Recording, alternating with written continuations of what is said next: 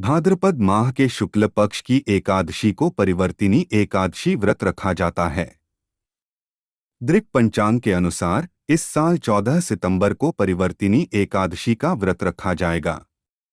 इसे पद्मा एकादशी भी कहा जाता है। इस दिन विष्णु जी के वामन स्वरूप की पूजा होती है। मान्यता है कि इससे साधक को मोक्ष की प्राप्ति होती है। कहा जाता है, परिवर्तिनी एकादशी के दिन श्रीहरि की पूजा आराधना के साथ परिवर्तिनी एकादशी की व्रत कथा भी सुनी जाती है। पौराणिक कथाओं के अनुसार एक बार युधिष्ठिर ने भाद्रपद माह के शुक्ल पक्ष की एकादशी की का नाम, देवता और पूजा विधि के बारे में पूछा। तब कृष्ण जी ने युधिष्ठिर को एक कथा सुनाई, जिसे ब्रह्मा जी ने महात्मा नारद को कहा था। नारद ने ब्रह्मा जी से पूछा, विष्णु जी की आराधना के लिए मैं आपसे जानना चाहता हूं कि भाद्रपद माह के शुक्ल पक्ष की एकादशी कौन सी होती है। ब्रह्मा जी ने कहा, आपने मुझे उत्तम प्रश्न किया है। भादो माह के शुक्ल पक्ष की एकादशी को पद्मा के नाम से जाना जाता है।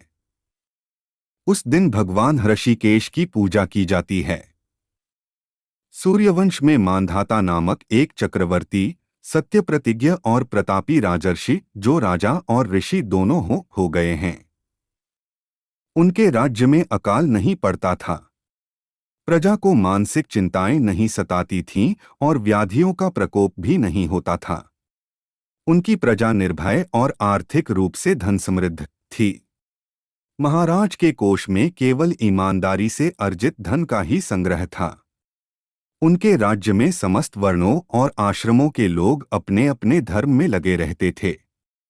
मांधाता के राज्य की भूमि कामधेनु के समान फल देने वाली थी। उनके राज्यकाल में प्रजा का जीवन काफी सुखमय था। एक बार किसी कर्म के फलभोग के कारण राजा के राज्य में 3 वर्षों तक बारिश नहीं हुई, जिससे भूख से पीड़ित प्रजा नष्ट होने लगी। प्रजा महाराज के पास आकर कहने लगी कि आपको प्रजा की बात सुननी चाहिए। जल भगवान का निवास स्थान है, इसलिए वे नारायण कहलाते हैं। नारायण स्वरूप भगवान विष्णु सर्वव्यापी है। वे ही मेघ स्वरूप होकर वर्षा करते हैं और वर्षा से अन्न पैदा होता है और अन्न से प्रजा जीवित रहती है। महाराज, इस समय अन्न के बिना प्रजा का नाश हो रहा है, अतः कोई उपाय कीजिए। राजा ने कहा कि आपने सही कहा है, अन्न को ब्रह्मा कहा गया है।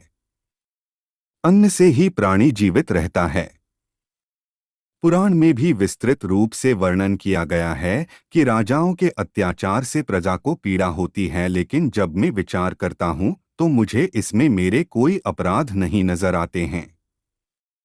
फिर भी प्रजा के हित में पूरा प्रयास करूंगा। ऐसा निश्चय करके राजा मंधाता कुछ व्यक्ति को साथ लेकर भगवान को प्रणाम करने वनों की ओर चल पड़े। वहां मुनियों और तपस्वियों से मिले। एक दिन उन्हें ब्रह्मपुत्र अंगिरा के दर्शन हुए। उनको देखते ही राजा ने दोनों हाथ जोड़कर मुनि के चरणों में प्रणाम किया। मुनि ने भी राजा का अभिनंदन स्वीकार किया और राज्य के बारे में पूछा। राजाना ने प्रजा का हाल बताकर मुनि के स्वास्थ्य के बारे में पूछा। मुनि ने राजा को आसन और अर्घ्य दिया।